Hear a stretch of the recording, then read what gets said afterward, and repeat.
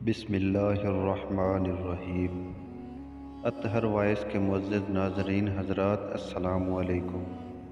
میرا نام ہے اطہر ریاض اور آپ دیکھ رہے ہیں اطہر وائس یوٹیوب چینل۔ سب سے پہلے تو جو دوست اس چینل پر نئے ہیں ان سے گزارش ہے کہ ہمارے اس یوٹیوب چینل کو سبسکرائب کریں اور ساتھ میں بیل آئیکن کو بھی پریس کریں تاکہ ہماری ہر نئی آنے والی ویڈیو کی نوٹیفیکیشن آپ تک بر وقت پہنچ سکے۔ حضرت ادریس علیہ السلام کے زمانے میں انسان بہت بد عمل ہو گئے تھے۔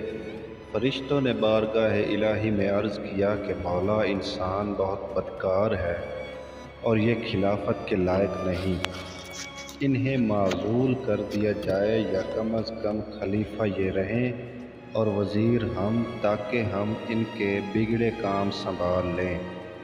رب تعالیٰ کا ارشاد ہوا کہ اس کو غصہ اور شہوت دیا گیا ہے جس سے زیادہ گناہ کرتا ہے۔ اگر یہ چیزیں تم کو ملیں تو تم بھی گناہ کرنے لگو۔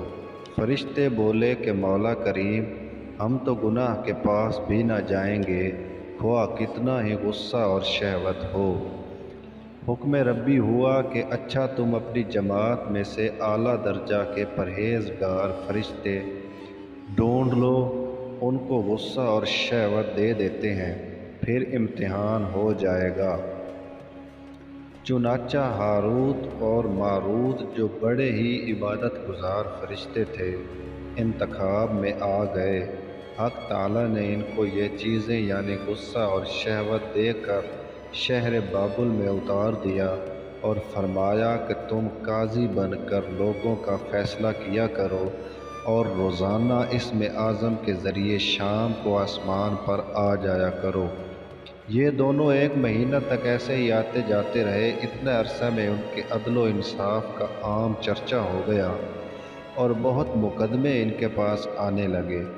ایک روز ایک نہایت حسین و جمیل عورت نے، جس کا نام زہرا تھا، یہ ملک فارس کی رہنے والی تھی، اس نے اپنے خاوند کے خلاف مقدمہ دائر کیا۔ یہ دونوں اسے دیکھتے ہی عاشق زار ہو گئے اور اس سے برے کام کی خواہش کی۔ اس نے کہا، میرا دین کچھ اور ہے اور تمہارا دین کچھ اور اختلاف ہوتے ہوئے یہ نہیں ہو سکتا۔ نیز میرا شوہر بہت غیرت مند ہے، اگر اسے خبر لگ گئی تو مجھے قتل کر دے گا، لہٰذا پہلے تو آپ میرے بت کو سجدہ کرو اور پھر میرے شوہر کو قتل کرو، پھر میں تمہارے اور تم میرے ہو جاؤ گے۔ انہوں نے انکار کر دیا۔ وہ چلی گئی مگر ان کے دل میں اس کے عشق کی آگ بھڑک گئی۔ آخر اسے پیغام بھیجا گیا کہ ہم تیرے گھر آنا چاہتے ہیں۔ سر آنکھوں پر یہ دونوں اس کے گھر پہنچ گئے۔ اس نے اپنے آپ کو آراستہ کیا اور ان سے بولی کہ یہ تو آپ لوگ مجھے اسم اعظم سکھا دیں یا بت کو سجدہ کریں، یا شوہر کو قتل کریں یا شراب پی لیں۔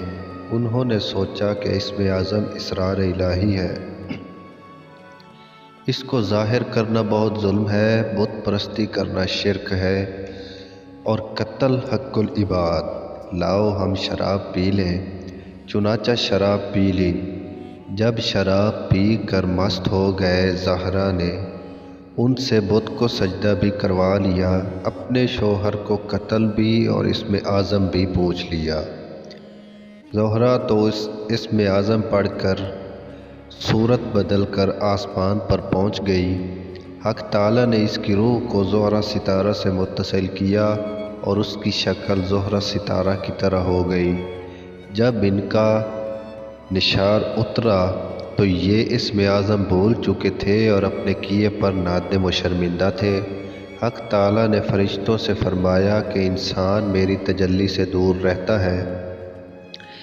یہ دونوں شام کو حاضر بارگاہ ہوتے تھے، پھر بھی شہوت سے مغلوب ہو کر سب کچھ کر بیٹھے۔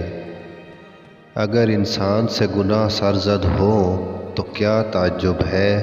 تمام فرشتوں نے اپنی خطا کا اقرار کیا اور زمین والوں پر بجائے لعن طعن کرنے کے ان کے لیے دعائے مغفرت کرنے لگے۔ پھر یہ دونوں حضرت ادریس علیہ السلام کی بارگاہ میں حاضر ہوئے اور شفاعت کے طالب ہوئے۔ آپ نے ان کے حق میں دعائے مغفرت کی۔ بہت روز کے بعد حکم الہی آیا کہ ان کو اختیار دیجیے کہ یہ یا تو دنیاوی عذاب قبول کر لیں یا آخرت کا۔ حضرت ادریس علیہ السلام نے انہیں حکم الہی پہنچایا۔ انہوں نے عرض کیا کہ یا نبی اللہ، دنیا کا عذاب فانی ہے اور آخرت کا عذاب ابد لا آباد تک باقی رہے گا، ہم کو دنیاوی عذاب منظور ہے۔ چنانچہ حق تعالیٰ نے فرشتوں کو حکم دیا کہ ان دونوں کو لوہے کی زنجیروں میں جکڑ کر بابل کے کنویں میں اوندا لٹکا دیں۔ اس کنویں میں آگ بھڑک رہی ہے اور یہ لٹکے ہوئے ہیں۔ فرشتے باری باری سے ہر وقت ان کو کوڑے مارتے ہیں۔ سخت پیاس سے ان کی زبانیں باہر لٹکی ہوئی ہیں۔ یہ عذاب قیامت تک ایسا ہی شدید رہنے والا ہے۔ اللہ حافظ۔